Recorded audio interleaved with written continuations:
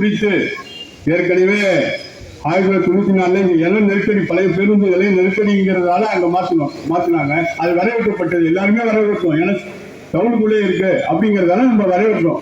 இன்னொன்னு என்னன்னு சொன்னா, இந்த பக்கம் ஒரு 500 அடி நடந்தோம்னு சொன்னா இங்க லைலடி, இந்த பக்கம் ஹாஸ்பிட்டல், இந்த பக்கம் எல்லா மக்களுக்கு, ஏழை எளிய மக்களுக்கு ஒரு சௌகரியமாக இருக்கக்கூடிய இந்த பேருந்து நிலையம் இப்ப உடனே மாற்றக்கூடிய அவசியம் என்ன? அந்த அவசியம் தான் என்ன மக்களுக்கு தெரியும். ஏன்னா நீங்க மாவட்டத்தில் நீங்க தீர்மானம் போட்டீங்க, அது தீர்மானம் போட்டு நீங்க நடத்துறீங்க, அது என்ன உட்கூச்சு அப்படிங்கிறது எங்களுக்கு தெரியாது.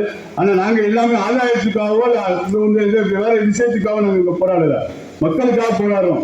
நாங்க ஒரு வண்டி வாங்கினதுக்கு நாங்க போயிடுறோம். ஏழை எளிய மக்கள் எப்படி போறாங்க?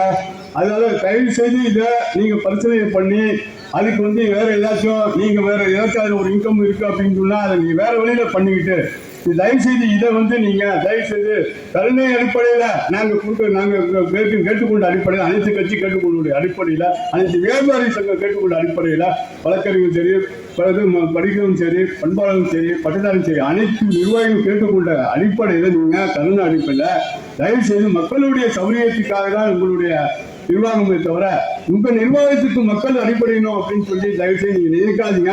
உங்களை நாங்க எச்சரிக்கையில உங்களை மிரட்டல, நாங்க வேண்டுகோள் தான் இருக்கிறோம்.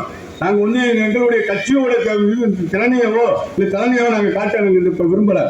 எங்களுடைய வேண்டுகோளா தான் உங்கள்கிட்ட வைக்கிறோம். தயவு செய்து நீங்க இதுல கூட்டணி கட்சி நிர்வாகிகள் சில பேர் கலந்துக்கிற அங்க ஆளுங்கட்சியோட கூட்டணி, தயவு செய்து நீங்களும் பரிசீலனை பண்ணி இதை மாற்றுவதற்கு பயங்கரமாக எதிர்ப்பு தெரிவித்து நீங்க ஒரு தீர்மானத்தை போட்டு நீங்க வேற விதத்தில் அது உங்களுடைய எண்ணங்களை நிறைவேற்றிக் கொள்ளுங்கள் என்று கூறிக்கொண்டு, இல்ல பேருந்து நிலையத்தை மாற்றிதான் உங்களுடைய சில இதைதான் நீங்க நிறைவேற்ற எண்ண வேண்டாம் என்று தெரிவித்துக் கொண்டு இன்னும் பல போராட்டங்களை நீங்கள் முடிவு சொல்ல நீங்கள் மாற்றி உங்களுடைய கண்ண எடுப்பதை மாற்றினீங்க, அதை மாற்றிக்கொள்ள அதை கைவிடவில்லை என்று சொன்னால் நாங்கள் மீண்டும் ஒரு போராட்டம் நம்மளுடைய அனைத்து கட்சி நிர்வாகிகளுடைய கலந்து ஆலோசித்து நிர்வாகிகள் சங்கம் போராட்டத்தை நாங்கள் நடத்துவோம் என்று தாழ்மையுடன் கேட்டுக்கொண்டு நம் தேசிய முற்போக்கு திராவிட கழகத்தின் சார்பாக இந்த பேருந்து நிலையை மாற்றுவதை குறித்து கண்டிக்கிறோம் என்று கூறிக்கொண்டு விடைபெறுகிறேன்.